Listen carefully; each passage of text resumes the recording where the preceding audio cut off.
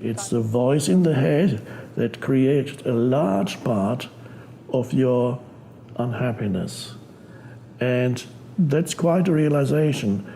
And that applies to small situations, it applies to bigger situations too.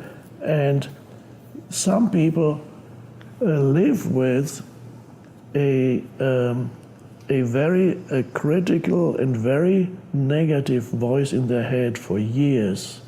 They live with somebody, they criticize themselves continuously, some of them, or they criticize continuously other people and situations. There's always something wrong with me or with situations, or they tell themselves stories of how bad my life is, how unfairly I've been treated by life and other people, and I wasn't given a chance, and now it's all over. There's no point in even, I'm too old now to. People carry very unhappy stories around in their head, and they call that my life.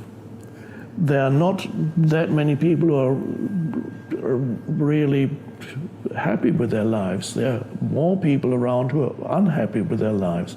My life didn't go the way it was meant to go. It didn't go the way I was expecting it to go. Many things went wrong, and so people carry unhappy stories, and they derive their sense of identity from the unhappy story. Not realizing that it's an unhappy story, they call it me and my life. So that is and nobody has pointed out to them this is not. It does not have to be that way. You can become aware of the stories that you're telling yourself, the stories that give you your sense of your unhappy sense of self, and realize that these are certain thoughts. I call it thoughts that create what we call your life situation. Mm-hmm. Your life situation, your past and your so-called future. And there's no life situation that is not problematic. Everybody has their set of problems.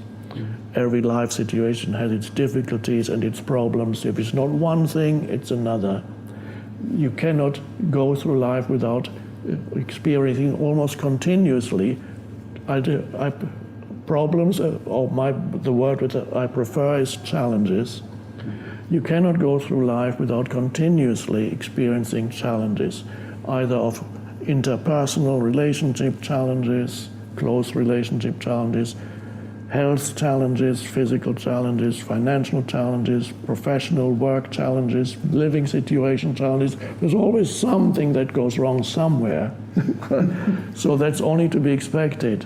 But this does not have to evolve into an unhappy story of me and my life. So you're able to differentiate between the story of my life, my so-called life, my life situation, and life. So in The Power of Now, I write about the importance of distinguishing between what is your life situation, which includes all your problems and your past and all those things. That's fine, that exists. But in addition to your life situation, which exists in time, past and future, there's something more vital, and I call that your life. Now, your life situation, as I said, exists in time, but your life is now. So if your attention moves into the present moment, it's a little bit like waking up out of this dream of continuous thinking, useless thinking, not constructive thinking, it's useless thinking that tells you how unhappy you are. So that kind of thinking that creates an unhappy, fictitious mental entity that you think is you, useless thinking. You step out of that, which is almost like a dream of hypnotic trance of useless thinking. You step out of that, and suddenly it's a bit like somebody who's waking up from a dream, And this is why we use spiritually, we use the term awakening. It's used in many traditions. Spiritual awakening. You wake up out of this stream of thinking into the present moment. So you suddenly become alert, and a moment ago you were still thinking about how awful your life is. That's your life situation. Maybe it is awful, but that's an interpretation. There's your life situation. What about your life? What do you mean, my life? Well, this moment is your life. Your life is always this moment. Is there anything wrong with this moment? A question I ask in the Power of Now. What is your problem right now? If you're really present, because you come into the present moment, which is all there ever is. And in this present moment, what is your problem? And then you have to really wake up into the present moment and see, well, right now I'm breathing, I'm sitting here and I'm looking around and I'm seeing a bit of sky and I'm seeing a potted plant and I'm seeing the flowers. It's all quite lovely and it's relatively quiet here. The temperature is fine. And I may even feel that there's an aliveness in my body. I breathe and I feel alive. Every cell is alive. I call it the inner body awareness. You become aware that you're alive in your body. So you're stepping out of your mind, you're stepping into sense perceptions, come to your senses, and you also come into your body.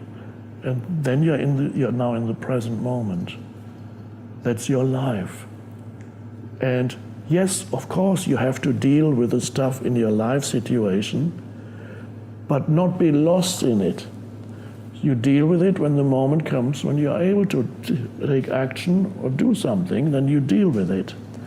But you're no longer lost in it, and you're no longer completely absorbed by this unhappy pseudo-identity that's created by useless thinking. So you come into the present moment. This is your life, and the rest is your life situation. And then after a while you're able to balance. You're dealing with your life situation and experiencing life directly, and then beginning to appreciate the present moment and realizing that is actually quite wonderful.